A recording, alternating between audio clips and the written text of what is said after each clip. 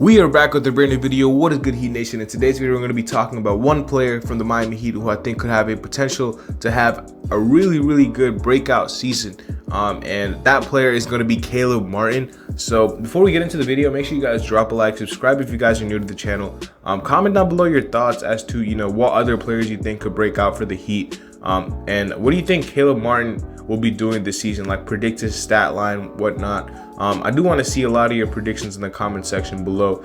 And last but not least, go hit up my Twitter and my second channel. The links for both of those will be in the description.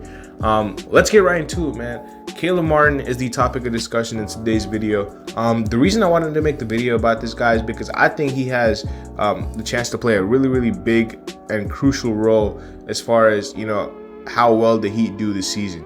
He might be the starting power forward, but even if he does not start, he's going to get a lot of minutes because we're very thin at that position. Now, when you look at the power forward options for the Heat right now, the really only true power forward who played power forward last year is Caleb Martin, and then we have like the two new guys, the Nikola Jovic's, the Darius Days of the world. I don't expect these guys to get too many minutes, but you never know. I could be completely wrong. Darius Days, like I wouldn't be surprised if he was like a Duncan Robinson, just came out of nowhere and immediately put into the starting lineup because of his skill set. I don't expect it to happen, but you never know. But I think Caleb is like the only true four.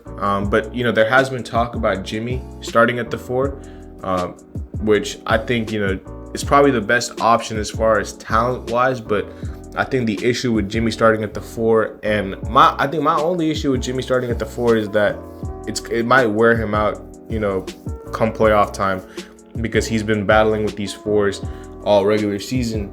He's used to battling with the threes who are a little bit smaller. He doesn't have to, be as physical with the threes in this league as he does with the fours. And I just do not want to put too much wear and tear on him in the playoffs. He's gonna have to do a lot of this playoffs again. Our roster got worse than last year. We lost PJ Tucker. We did not replace him. And objectively, we got worse.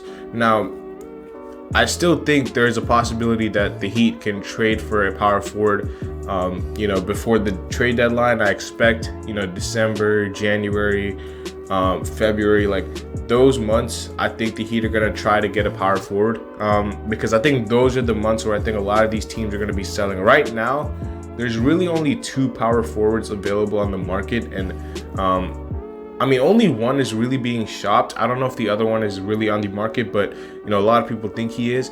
Bogdanovich and Jay Crowder are the two power forwards that I think have the most likely chance of getting traded right now.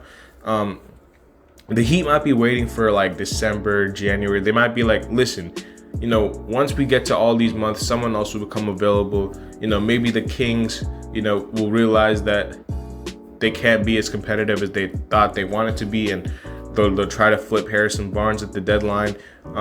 You never know. Like I think that the Heat will try to get up. I don't think the Heat are going to trade for a power forward right now. Like I think I'll be pretty surprised if we ended up with one of these power forwards on the market right now. I think the Heat are gonna take this roster into training camp, which is actually in the Bahamas, by the way. If you guys didn't know, I'm pretty sure Ira posted that on Twitter. The Heat training camp is in the Bahamas. Not today, but this season. But I think that the Heat are gonna wait until December, January to get a power forward, and then until then, you're gonna need someone to like steady the ship and stuff. That's gonna be Caleb. Caleb's gonna have to be that guy, and the reason is Caleb is, like I said, probably the best true power forward on this roster right now. We don't really have anyone else. He has a very unique skill set. I think it's a skill set that's in demand for a lot of these championship contenders, and you got to give the Heat credit, man. They found another one last year by acquiring Caleb Martin on a two-way, and he definitely played up to his standards. He outperformed his contract. He outperformed his contract for sure, and he was rewarded with a 3-year, $20 million deal, which I think is a really good contract for Caleb. I think that like I said, very unique skill set. He's an extremely versatile player. He's a 6'6" power forward in essence, but he can do a lot of things that a lot of these point guards can do as well. Like I've seen him be able to handle the ball a little bit. Obviously, that's not his strength. That's not what he's been asked to do, but I know that's in his repertoire. He is most good at, playing defense, obviously, bringing that energy on the defensive end. He can guard 1 through 4s, I think, with ease. Offensively, really good athlete, really good slasher. If he gets a clear lane downhill, he's probably gonna dunk on you. Really like Energizer Bunny. Like I call him the Energizer Bunny. That's what he is. The only thing that is missing for Caleb Martin to get to that next level is the consistent shot, and I know he's been working on that. Last season we saw flashes of it. That Milwaukee game, it felt like he was knocking everything down, but we also saw games where he was missing a ton of threes. So it's like you just got to get that shot consistent, and once you get that shot consistent, I think that that's when your game gets taken to a whole different level, because you have everything else that you need to be an elite role player in this league.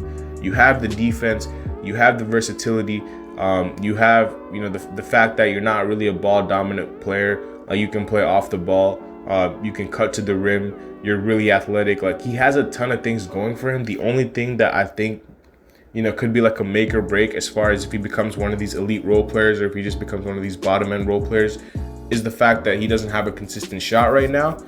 I'm hoping he's working on that. I'm hoping he's in the lab. Knowing him, he's a hard worker. He's a guy who's going to be in the gym for sure. But I hope that whoever his trainer is, even if he's working out with J. Cole, I just want him to get that shot right. I just need him to get that shot consistent. He had a little bit of a hitch in it last year. I don't know if you guys remember. Whenever Caleb Martin shot, it was never in one motion. It was always in 2 motions. Maybe he'll get that cleaned up a little bit.